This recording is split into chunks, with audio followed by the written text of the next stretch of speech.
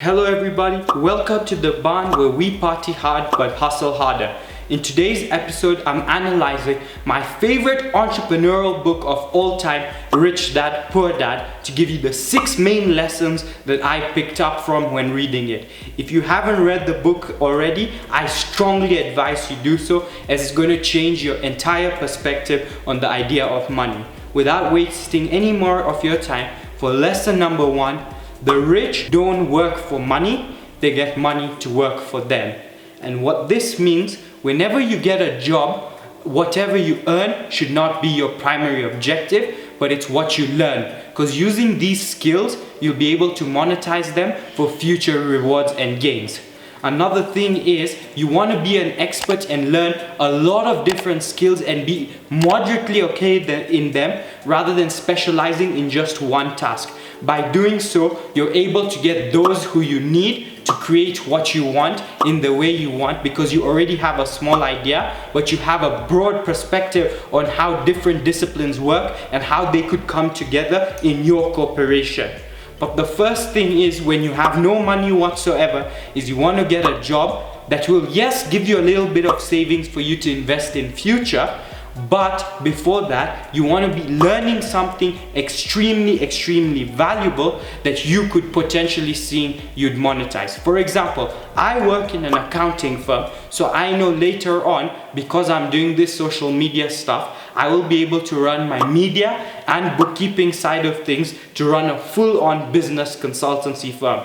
Just like that, whatever you're passionate about, go find someone who's already doing well. If you love singing, go find the best singer. If you love dancing, go get the best dancer. Even work for them for free if it means you get to learn and enhance this skill. If you do so with something you're strongly passionate about, it's very unlikely you won't earn the money. You have to just put yourself out there and risk a potential better paying job for doing something you already love. For lesson number 2, we're going to talk about improving your financial literacy. And that comes down to one very simple concept: knowing the difference between an asset and a liability. Assets are anything that puts money into your pocket, and liabilities is anything that takes money out of your pocket. Simple. So what you want to be doing is getting more of these assets by considering, if you invest into this thing, will it get me future rewards? Now, most people, when they earn money, they invest into liabilities. For example, they'll buy themselves a new watch, a new shirt, go on an expensive vacation, and now that money can no longer work for them. But instead, like for example with this channel, if we intake the money that I could use to get a better car or a better apartment, I used it to get a better person who could edit my videos so I could produce long, consistent content for you guys. So use that into perspective. What do you want to achieve? Whether it be writing books, opening a bakery, anything you want to do, just how could you start pumping in money into that field so you could reap the future rewards. For number 3, it's mind your own business. The CEO of McDonald's once went to a university.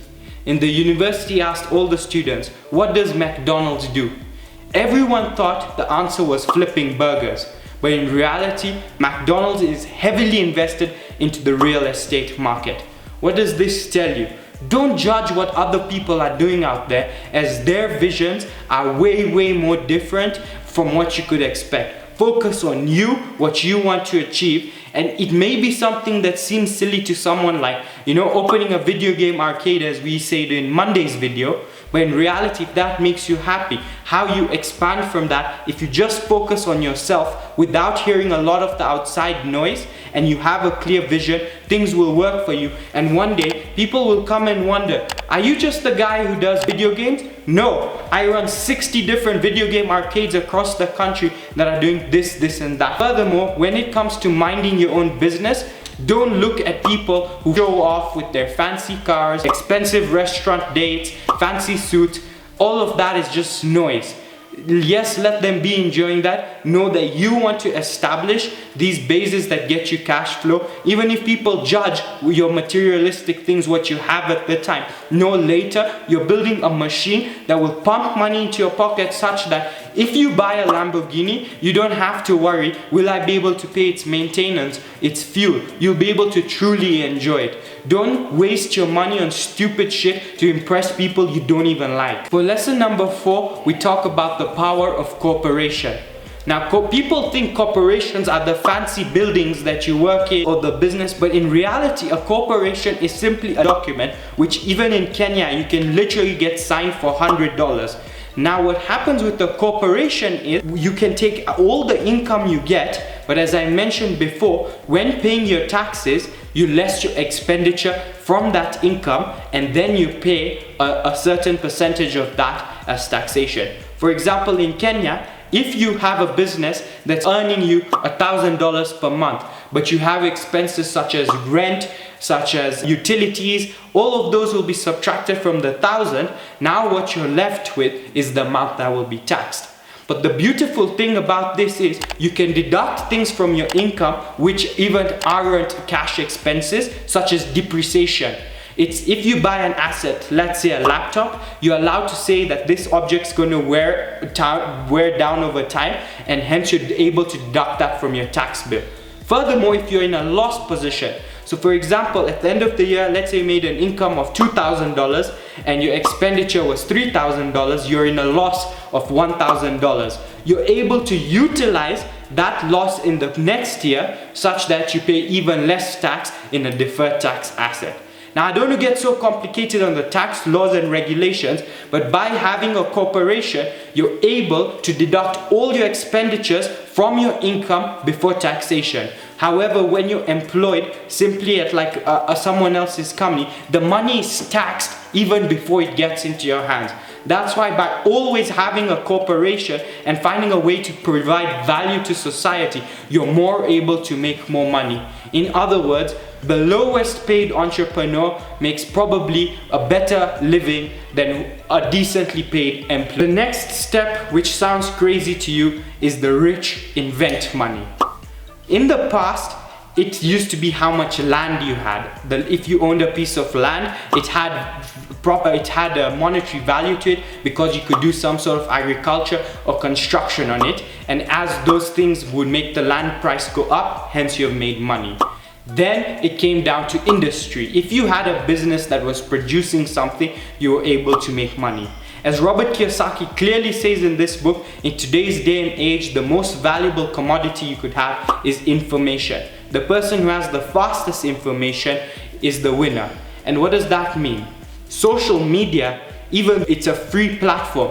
If you invest in understanding these algorithms and being the first person to get information, you're able to build an audience around you, and using that audience, anytime you release any products, they're the first people who purchase it. Nowadays, information spreads around at the speed of light. Screw that. I mean, I could send a text from here probably to someone on Mars, and if they had a decent Wi-Fi connection, that would receive my message. What this means is you always want to be the first person who gets a certain amount of information in a given area. Whether it be politics, beauty, health, sport, you want to have the first news so that anytime your audience wants to figure out about a certain topic, they'll come to you first.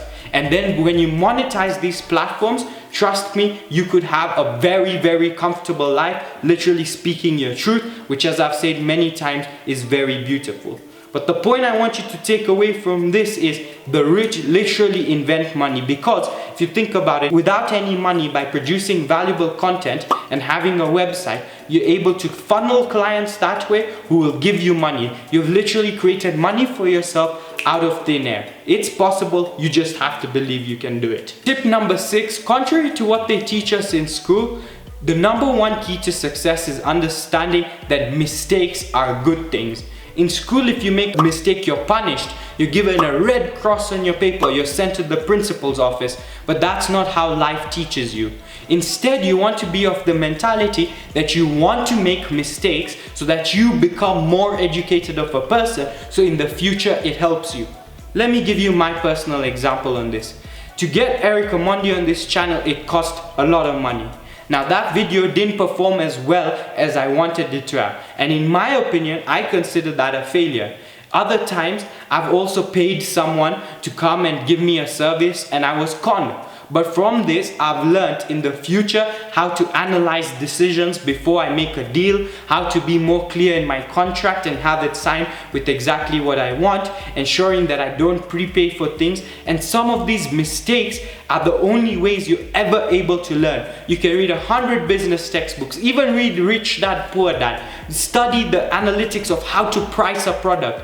But if you don't give yourself that room to make an error and take massive L's that you're able to step up above, that's the only place where the true W's will actually come from. Because every failure you have is a valuable asset to you, as it's a lesson that will prevent you from losing money in the future. Point number 7, contrary to popular belief, debt is the key to wealth. Now, if you're a stupid person and you feel you have no financial responsibility, do not get in debt by any means.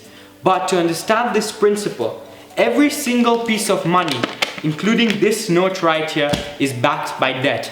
The US economy took the dollar off the gold standard, and now every single piece of currency in the world is backed by debt. This is further proved by banks' ability to lend you 10 times the amount than they're actually holding at any time. What this means, when you take debt, you get a large sum of capital at a single go. With a large injection of capital, you're able to get a business or a venture running that gets you a cash flow. If that cash flow is enough to pay your interest plus your principal and leave you some surplus, that surplus is yours to enjoy. Let's take the example of rental real estate as explained by Robert Kiyosaki. Let's say you want to buy a room for $1 million, okay? That's a lot of money, but in reality, you only need $200,000 as down payment for that property, and the bank will lend you the rest. Now, if you get a tenant that's able to come in and each month, look, you'll have to be paying back the bank for the amount you borrowed them plus interest. If you're able to get a tenant and charge them more than that amount, anything more than that amount becomes cash flow in profit for you. Furthermore, eventually you're going to have paid back the house such that it's freed up, and now that property belongs to you, and now any income that comes from this building is future cash flow. Therefore, I strongly believe if you learn how to use debt and not be stupid and put yourself in financial crisis, I know this tip is not for everyone, but if you feel you can manage it, learning how to use debt as your strongest asset has tremendous things for you. Before I move on to the next point, another point about debt. You see, every month when you pay back the interest, that is considered an expense. Now, as I mentioned earlier in this video, that expense is subtracted from your income to further reduce your profit such that you pay even less taxes. Debt can be a beautiful and wonderful thing on your success to wealth, but you have to learn how to use it, as if on worst case scenario, you take a business plan that does not give you the cash flow to pay your interest plus your payment, you can really mess up your life. And just know that this video is not financial advice, just that's something that's available for you to think about. Tip number 8 is never say, I can't afford this. Ask yourself, how can I afford this? Because this comes back to the point, it's a mindset shift. Believe if someone out there in the world is having these fancy things like a jet, a holiday, or whatever, he's a human being just like you. So he did stuff to get there. If he did it, why not you? Just tell yourself, I do not know how to afford this right now, but if I do this and that, come up with an actionable strategy plan and work on it, there's no reason anything in this material world that you can think about and manifest in this spiritual realm you cannot have for yourself. Believe what's yours is to be yours, and just put yourself in situations to win, such that you're doing your hardest by trying to form the corporation, as I told you. You work daily on your business. You're getting the right way of managing your debt. And by learning these tactics, tell yourself, I cannot afford this right now, but one day I will. Never limit yourself by what you can achieve and what you can have, because someone out there less smart than you spent less time worrying about that and more time putting in action to get where he is today. Everyone, those were my top 8. I know I say it's 6, but it's meant to be 8 lessons from Rich Dad Poor Dad. Hope this was insightful for you, and if you enjoy such videos, I want to analyze tons and tons of other books such as The Subtle Art of Not Giving a Fuck, various religious texts in context such as the video I did on last week, which will be in the title screen. But guys, all I would advise you to do for now, please hit the like, the subscribe and push bell notification buttons, as I put a lot of time and effort into creating these videos for you all, and I hope it can just spread some value to you and other people. That's what it's about. Anyways guys, it's been a wrap for today, and for now,